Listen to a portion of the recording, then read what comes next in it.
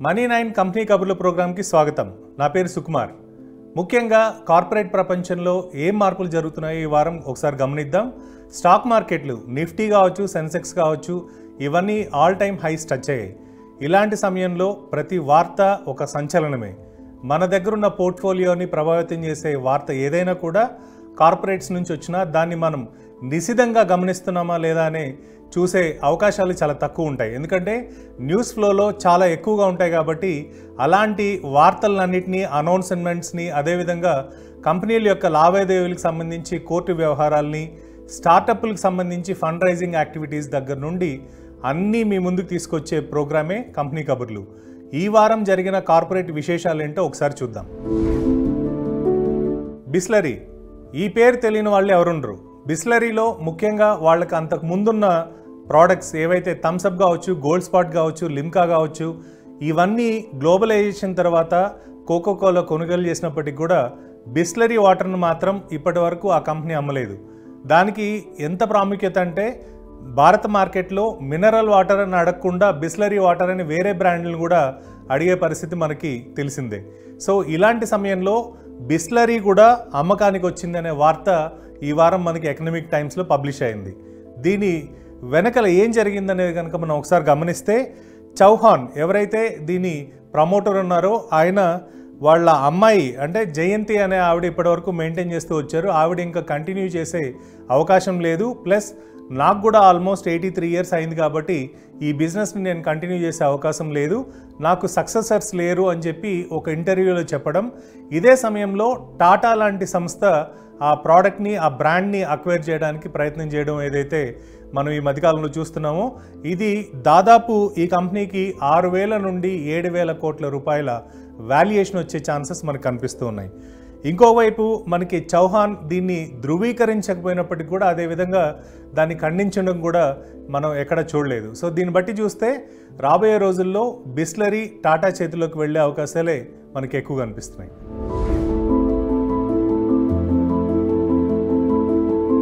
ఇక మరో కంపెనీ అదానీ దాదాపు $5 బిలియన్ ఫండ్ రైజ్ చేయడానికి వెస్ట్ ఏషియా, కెనడా ఇలాంటి ప్లేసెస్లో ఉన్న ఫండ్ హౌసెస్ అన్నింటినీ కూడా కలుస్తుంది అని చెప్పి బ్లూంబర్గ్లో ఒక న్యూస్ రావడం జరిగింది. ముఖ్యంగా ఈ బ్యాంకర్స్ ఎవరైతే ఈ డెట్ని క్లియర్ చేయడానికి, అంటే ఎగ్జిస్టింగ్ లెవరేజ్ డెట్ ఏదైతే ఉందో దాన్ని క్లియర్ చేసుకోవడానికి ఈ ఫండ్ రైజింగ్ చేస్తున్నట్టుగా కూడా వార్తలు వస్తున్నాయి. ఇన్ కేస్ ఆ ఫండ్ కనుక రైజ్ చేయగలిగితే హై ఇంట్రెస్ట్ రేట్లో ఉన్న అప్పు ఏదైతే ఉందో దాన్ని క్లియర్ చేసుకుని ఆ లెవరేజెస్ని తగ్గించుకునే అవకాశాలు మనకి ఎక్కువగా కనిపిస్తున్నాయి. ఇక మరో వార్త జియో మనకి NCLT national company law tribunal నుండి సోమవారం రోజు రిలయన్స్ ఇన్ఫ్రాటెల్ని అక్వైర్ చేయడానికి ఇన్సాల్వెన్సీ కింద వాళ్ళ గతంలో ఏదైతే 3,720 కోట్ల డిపాజిట్ ఎస్క్రో అకౌంట్లో పెట్టారో స్టేట్ బ్యాంక్ ఆఫ్ ఇండియాలో, దీన్ని కంప్లీట్ చేసుకోవడానికి అప్రూవల్ ఇస్తూ ఒక నిర్ణయం తీసుకోవడం. ఇది నవంబర్ 6వ తారీఖు ఒక ప్రకటన చేయడం అనేది జరిగింది. సో గతంలో మనకి నవంబర్ 2019లో ఎప్పుడైతే రిలయన్స్ ఇన్ఫ్రాటెల్ని కొనుగోలు చేయడానికి జియో ముందుకొచ్చిందో అప్పటి నుండి ఇప్పటి వరకు డెవలప్మెంట్స్ జరుగుతున్నప్పటికీ కూడా ఇది ఒక మేజర్ డెవలప్మెంట్ కింద మనం చూడాలి. రాబోయే రోజుల్లో 3,720 కోట్ల డీల్తో రిలయన్స్ ఇన్ఫ్రాటెల్కి సంబంధించిన వ్యాపారం ఏదైతే ఉందో, especially towers and fibre assets, ఈ రెండింటినీ కూడా అక్వైర్ చేసే అవకాశం జియో మనకు చాలా స్పష్టంగా కనిపిస్తుంది. సో ఎన్సిఎల్టీ ఆర్డర్ ఏదైతే వచ్చిందో ఇది జియోకి ఒక పాజిటివ్ న్యూస్ కింద ఈ వారం మనం చూడొచ్చు. ఇక వార్తల్లో ఉన్న మరో సంస్థ జెట్ ఎయిర్వేస్. జలన్ కాల్రా కన్సార్షియం సుప్రీంకోర్టుకు వెళ్తున్నట్టుగా ఈ వారం మనకు ఒక వార్త వచ్చింది.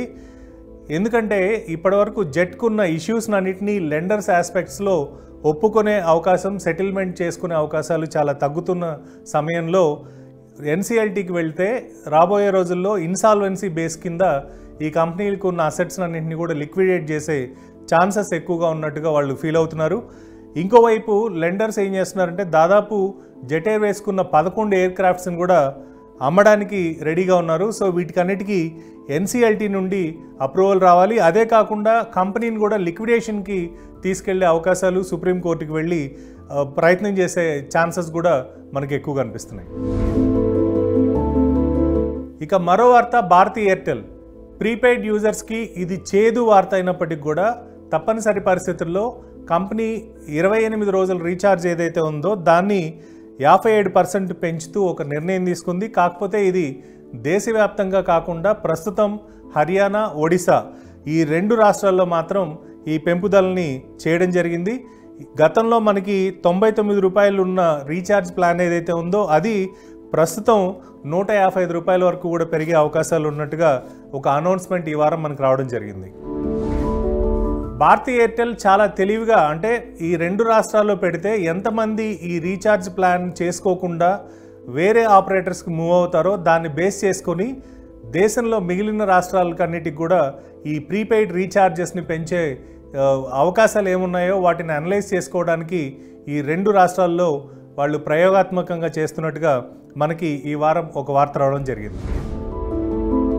ఇక మరో వార్త బెంగళూరు ఎయిర్పోర్ట్ గురించి. బెంగళూరు ఎయిర్పోర్ట్లో దాదాపు మనకి 54% స్టేక్ ఉన్న ఫెయిర్ఫాక్స్ అనే సంస్థ, దాన్ని చైర్మన్ అయిన ప్రేమ్ వత్స, దాదాపు $40 బిలియన్ వాల్యుయేషన్ ఉన్న కంపెనీ అది. వీళ్ళు 54% కెంపేగౌడ ఇంటర్నేషనల్ ఎయిర్పోర్ట్ లిమిటెడ్లో పెట్టుబడులు పెట్టున్నారు. ఈ పెట్టుబడులు వాళ్ళు అమ్మకానికి సిద్ధంగా ఉన్నారని ఈ మధ్యకాలంలో వచ్చిన వార్తల్ని ఖండిస్తూ ప్రేమ్ వత్స ఒక అనౌన్స్మెంట్ చేయడం జరిగింది. దీంతోపాటు రాబోయే రోజుల్లో ఎలాంటి బిజినెస్ చేయబోతున్నారో వీటి గురించి కూడా ఆసక్తికరంగా ఒక అనౌన్స్మెంట్ ఇవ్వడం జరిగింది. ముఖ్యంగా ఇప్పుడు జరుగుతున్న ఎక్స్పాన్షన్ ఏదైతే ఉందంటే రీసెంట్గా సెకండ్ టర్మినల్ ఓపెన్ చేసినప్పటికి కూడా ఈ ఎక్స్పాన్షన్స్ అన్నీ 2029 సంవత్సరం వరకు కంటిన్యూ అవుతున్నట్టు, అదేవిధంగా 90 మిలియన్ ప్యాసింజర్ల ట్రాఫిక్ని కూడా వాళ్ళు సంసిద్ధత వ్యక్తపరిచి ముఖ్యంగా అక్కడ ఎయిర్పోర్ట్ను వాడుకోవడానికి 90 మిలియన్ల వరకు కూడా ఎలాంటి ఇబ్బందులు రాకుండా చూసుకోవడానికి ప్రణాళికలు వేసుకుంటున్నట్టుగా కూడా వాళ్ళు అనౌన్స్ చేయడం జరిగింది.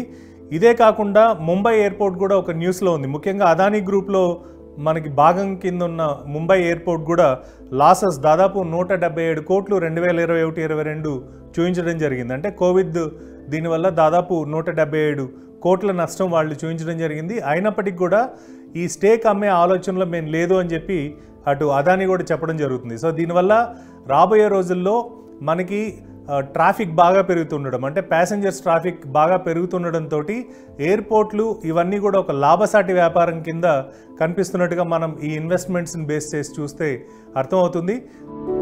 ఫాస్టెస్ట్ గ్రోయింగ్ ఎయిర్పోర్ట్స్ కింద మనకి బెంగళూరు, అదేవిధంగా ముంబై ఈ 2 కనిపిస్తున్నాయి.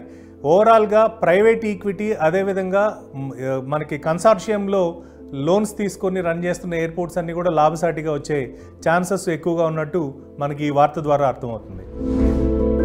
ఈ వారం వార్తల్లో ఉన్న మరో కంపెనీ ఎస్ఆర్ సంస్థ గురించి స్టాక్ మార్కెట్లో ఉన్న వాళ్ళకి, బయట బిజినెస్ సర్కిల్స్లో ఉన్న వాళ్ళకి బాగా తెలుసు. ఎందుకంటే రూయా ఫ్యామిలీ రన్ చేస్తున్న ఎస్ఆర్ గ్రూప్ ఇప్పటివరకు పోర్ట్స్, అదేవిధంగా పవర్ బిజినెస్లో ఎక్కువగా ఉంది.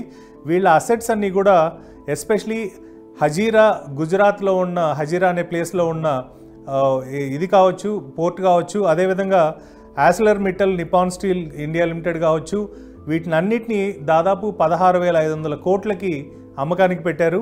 ఇది వస్తే వాళ్ళకి ఎగ్జిస్టింగ్ డెట్స్ ఏవైతే ఉన్నాయో, అప్పులు ఏవైతే ఉన్నాయో ఇవన్నీ కూడా క్లియర్ అయిపోయి డెట్ ఫ్రీ కంపెనీ అయ్యే ఛాన్సెస్ మనకు కనిపిస్తున్నాయి.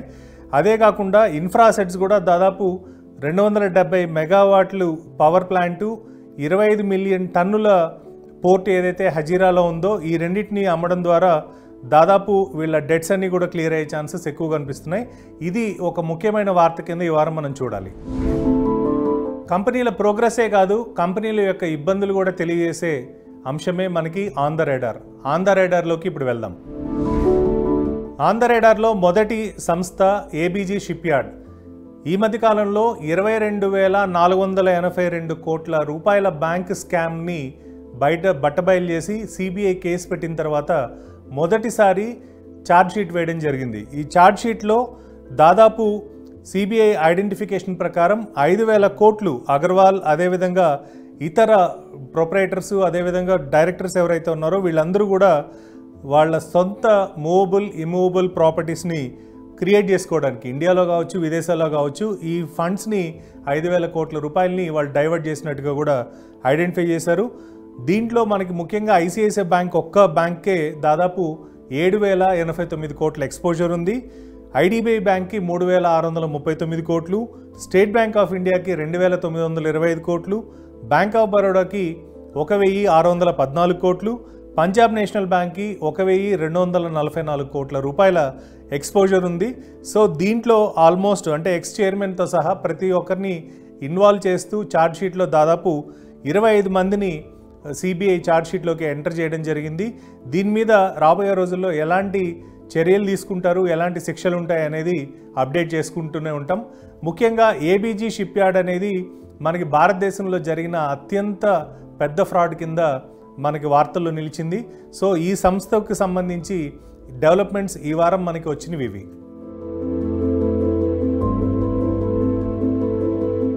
ఇక వార్తల్లో మరో సంస్థ ఎస్కుమార్స్ ఒకప్పుడు యూనిఫామ్స్కి సంబంధించి ఇట్లా మొత్తం భారతదేశంలో నెంబర్ 1 పొజిషన్లో ఉండింది. అలాంటి సంస్థ బ్యాంక్రప్సీకి వెళ్ళడం, బ్యాంక్రప్సీ కోర్టు కూడా ఎడెల్వైజ్ అసెట్ రీకన్స్ట్రక్షన్ కంపెనీ పిటిషన్ని స్వీకరిస్తూ ఇన్సాల్వెన్సీ ప్రొసీడింగ్స్ అగైనెస్ట్గా వెళ్ళడానికి అనుమతి ఇవ్వడం జరిగింది.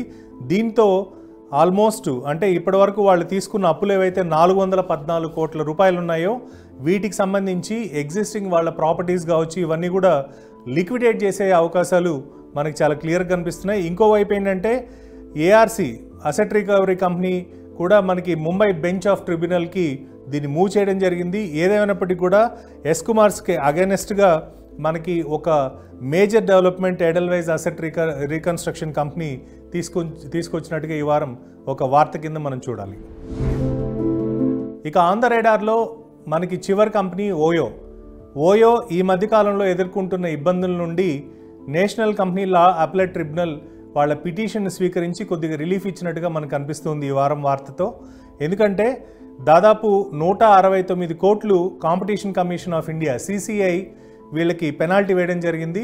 సో దీన్ని పిటిషన్ స్వీకరించడానికి దాంట్లో 10% రాబోయే 6 వారాల్లో కట్టి తర్వాత పిటిషన్కి సంబంధించి ప్రొసీడింగ్స్కి వెళ్ళడానికి ఎన్సిఎల్ఏటి ఒక అవకాశం ఓయోకి ఇచ్చింది.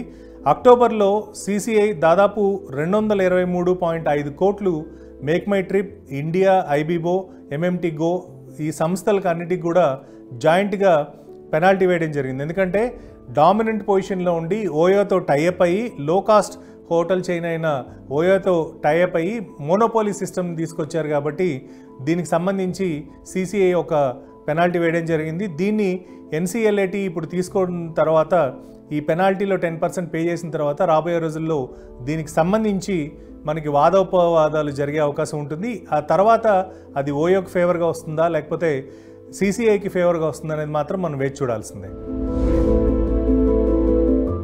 ఇక స్టార్టప్ ప్రపంచంలోకి అడుగు పెడదాం. స్టార్టప్ ప్రపంచంలో మొదటి కంపెనీ మనకి ఓలా ఎలక్ట్రిక్. ఈ మధ్యకాలంలో ఎక్కడ చూసినా మనకి ఓలా ఎలక్ట్రిక్ బైక్స్ ఎక్కువ కనిపిస్తున్నాయి.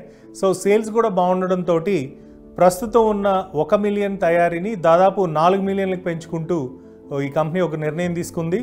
రాబోయే 4 సంవత్సరాల్లో ఈ కెపాసిటీని పెంచుకుంటూ వెళ్ళడం, దీంతోపాటు బెంగళూరు అవుట్స్కట్స్లో వీళ్ళకున్న కంపెనీ ఏదైతే ఉందో దాని సెకండ్ ఫేజ్ ఎక్స్పాన్షన్ కూడా వెళ్ళడం, తద్వారా ఇప్పటి వరకు వాళ్ళకున్న డిమాండ్ని వాళ్ళు ఫుల్ఫిల్ చేసుకునే అవకాశం ఉన్నట్టుగా కూడా ఈ వారం ఒక అనౌన్స్మెంట్ చేయడం జరిగింది. దీంతోపాటు ఒక ఇంట్రెస్టింగ్ న్యూస్ ఏంటంటే 2024 కల్లా ప్యాసింజర్ కార్ని కూడా మార్కెట్లోకి తీసుకొస్తున్నట్టుగా మనకి ఓలా ఎలక్ట్రిక్ ఈ వారం ఒక అనౌన్స్మెంట్ చేయడం జరిగింది. ఇక స్టార్టప్స్లో రెండో వార్త, ఇండియా మార్ట్ వెనకాల బ్యాకప్ చేస్తున్న B2B బిజినెస్ ప్లాట్ఫామ్ ప్రోక్మార్ట్ దాదాపు 10 మిలియన్ల ఫండ్ సిరీస్ ఏలో రైజ్ చేస్తున్నట్టుగా, అది 6 సెన్స్ వెంచర్స్ ద్వారా రైజ్ చేస్తున్నట్టుగా ఈ వారం ఒక ప్రకటన ఇవ్వడం జరిగింది. ఈ ఫండ్ పూర్తిగా ఎక్స్పాన్షన్కి, అదేవిధంగా వెండర్ పార్ట్నర్షిప్స్కి, ఇంకోవైపు టెక్నాలజీకి, వేర్ హౌసెస్ పెంచుకోవడానికి వీటికన్నిటికీ యూస్ చేస్తున్నట్టుగా కంపెనీ ఒక అనౌన్స్మెంట్లో చెప్పింది. ఇందులో ముఖ్యంగా ఏంటంటే దాదాపు ట్రేడ్ జీల్ ఏదైతే మనకి ఇండియా మార్ట్ సబ్సిడరీ ఉందో దీనిలో 4,850 ఈక్విటీ షేర్స్ దాదాపు 13.62 కోట్ల విలువైనవి 6 సెన్స్ వెంచర్స్కి అమ్ముతున్నట్టుగా కూడా ఒక వార్తను ఇవ్వడం జరిగింది. సో ఒకవైపు ఫండ్ రైజ్ చేస్తూ ఇంకొక వైపు ఈక్విటీ పెంచుకుంటూ మనకి ఆల్మోస్ట్ ఈ ఫండింగ్ చేయడానికి ముందుకు వచ్చిన ఇండియా మార్ట్ ఏదైతే ఉందో ఇది కూడా ఒక విధంగా బిజినెస్ని సెట్ చేసుకుంటున్నట్టుగానే మనం చూడాలి. స్టార్టప్స్లో మనకి లాస్ట్ హెడ్లైన్, టాటా బ్యాక్డ్ మెయిలిట్ అనే సంస్థ కూడా దాదాపు 10 మిలియన్ల ఫండ్ రైజ్ చేయడానికి $10 మిలియన్ ఫండ్ రైజ్ చేయడానికి ముందుకు వెళ్తుంది. అది కూడా ఏ సిరీస్ ఫండింగ్ చేస్తుంది. దీంతోపాటు మనకి మేనేజ్మెంట్ సొల్యూషన్స్ బిజినెస్లో ఆల్రెడీ ఉంది కాబట్టి దీన్ని బ్రిడ్జి చేసుకోవడానికంటే ఇప్పుడు ఈ ఫండింగ్ వచ్చేంత వరకు కొద్దిగా బ్రిడ్జింగ్ ఆపర్చునిటీస్ ఉండాలి కాబట్టి డెట్ కూడా అంటే అన్డిస్క్లోజ్డ్ అంటే ఇప్పటి వరకు వాళ్ళు ఎంత డెట్ రైజ్ చేశారనేది చెప్పలేదు కానీ బట్ అన్డిస్క్లోజ్డ్ డెట్ కూడా రైజ్ చేసి ఈ సిరీస్ ఏ ఫండింగ్ వచ్చే ముందే ఆ డెట్ని కూడా యూటిలైజ్ చేసుకుని వచ్చిన తర్వాత వాల్యుయేషన్ పెంచుకోవడానికి ప్రయత్నం చేస్తున్నట్టుగా కూడా మనకి మెయిలిట్ సంస్థకు సంబంధించి ఒక వార్త ప్రముఖంగా ప్రచురించడం జరిగింది. ఇది ఈ వారం కంపెనీ కబుర్లు.